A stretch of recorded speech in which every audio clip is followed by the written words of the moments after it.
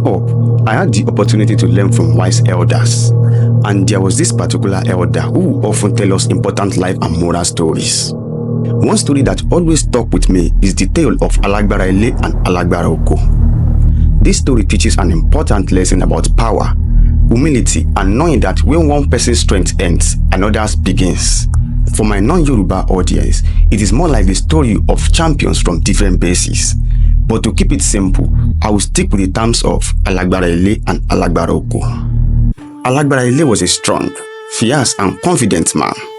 To everyone who knew him, and even to himself, he was the strongest person alive.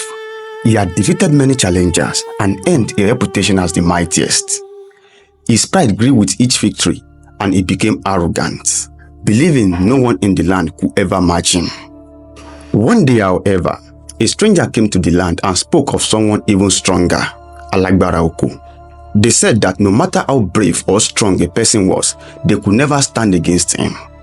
This angered Alagbara Ile. As this stranger not heard of me? He thought. The stranger only smiled and said, "Master, you are powerful indeed, no doubt, but Alagbara Oko is in a league of his own." Determined to prove his superiority, Alagbara Ile gathered his retainers and announced they would travel to confront Alagbara Oko. "No one in this land should be more powerful than me," he declared confidently. As they approached Alagbara Oko's domain, Alagbara Ile dismounted from his horse, lifted it up onto his shoulder, and marched forward to show off his strength. His retainers sang his praises as they made their way to the compound of Alagbara Oko. When they arrived, Alagbara Ile was stunned. Outside, one of Alagbara Oko's wives was sitting in the yard, cracking palm kernel on her shin. Alagbara Ile had never seen such strength. They announced their presence and were told Alagbara Oko was sleeping. "Babawati Sunyati Ojomeji," they said, meaning our master has been asleep for 7 days and waking him up is not easy.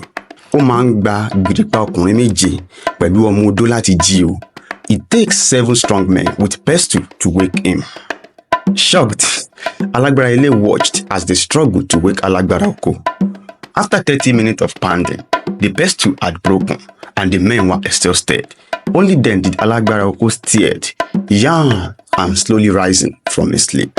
When Alagbara Oko finally emerged, he casually walked to a large Igi Araba tree in his compound, broke off a branch and used it to brush his teeth.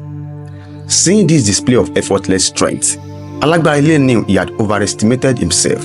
He quickly disguised himself as one of his guards and fled. Realizing that in comparison to Alagbara Oko, his strength was like that of an ant. The once mighty Alagbara Ile, known for his bravery, chivalry, was now seen as a coward. The lesson from this tale: no matter how powerful you are, there is always someone stronger. True strength comes with humility. Where your power ends, another person's power begins. So always be humble.